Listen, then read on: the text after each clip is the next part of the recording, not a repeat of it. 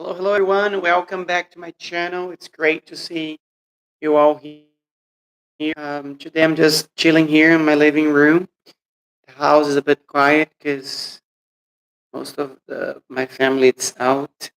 We actually just came up from a little pool party, so everybody's taking a shower and getting ready to sleep.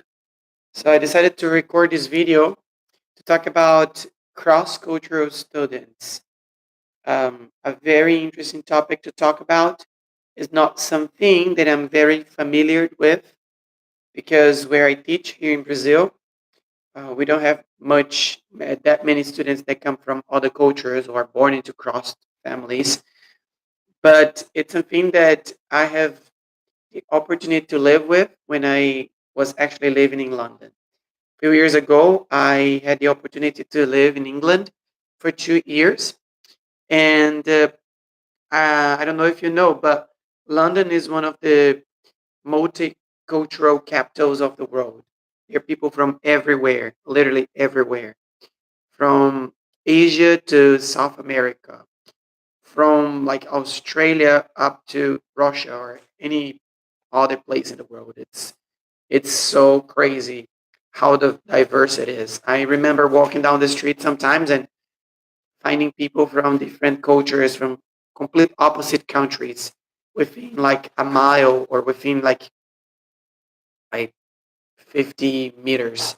It was incredible to see that because it was interesting for me to observe how different cultures and different people can work together, can live in the same place, can exchange loads of things and grow and build a good way of life. Um, so I drive all the experiences and everything that I want to talk about to you this evening from what I've been studying this week, a video that I watched and some articles I read, but also from that personal experience living in England and dealing with people from diverse cultures. It's interesting to think that sometimes we can have students in the classroom that come from cross cultural families. Um, the way they talk, the way they socialize with their friends, even their accent can be affected by the cultural background they bring with them, right? So, for instance, I had the opportunity to teach Indian, um, some Indian people, some Spanish people, some Portuguese people, and I noticed how they engage differently in the class, um, but also how they word out, how they express themselves was different too, right? And that comes from their cultural background. Some cultures are tolerant with expressions, some others are different. And we talked about that in some videos ago. But it's interesting to really observe that. And for me, getting that perspective and um, getting to know the students, knowing their background, where they come from, how is their family setting, what does he believe in, what is important for him, help me to teach with more authenticity. Because when I know the student, I can address their needs better. So um, when we talk about those cross culture students, it's interesting for us as teachers to come to know them, to know who they are, where they live, what is his family like.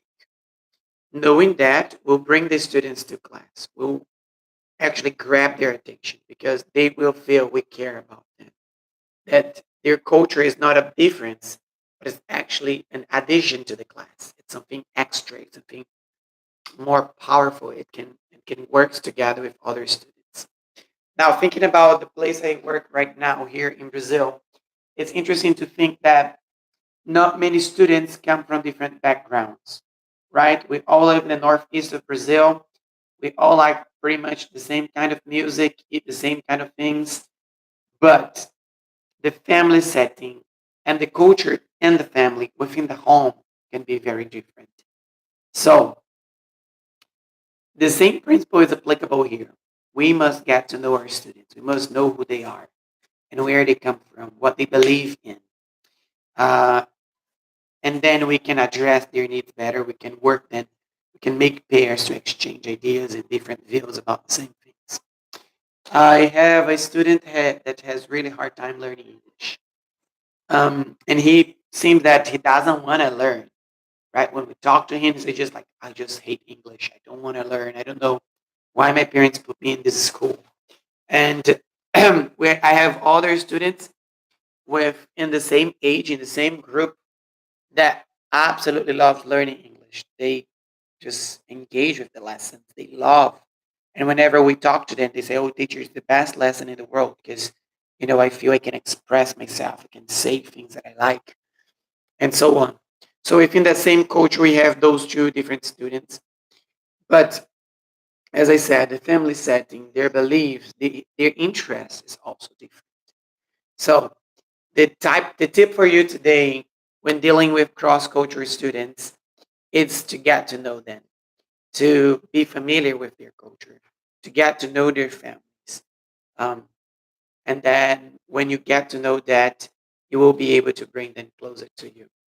Um, I remember when living in England and I wanted to engage with people from different cultures, I would learn to say little things on their language. For example, um, I learned how to say hello, how are you? My name is, and it's nice to meet you in pretty much like 30 or um, 20 different languages. It was so much fun. Whenever I approach Spanish people on the streets, I say, hey, ¿cómo estás? Or when I approach Italian people and a French person, I would say, like, ¿cómo ça va? And they were just like, oh, you know how to say something in French. So that might be a good tip for your students also, right? When getting to know them and getting to know their cultural background, learn little bits and pieces so you can actually engage with them, can bring them to the class.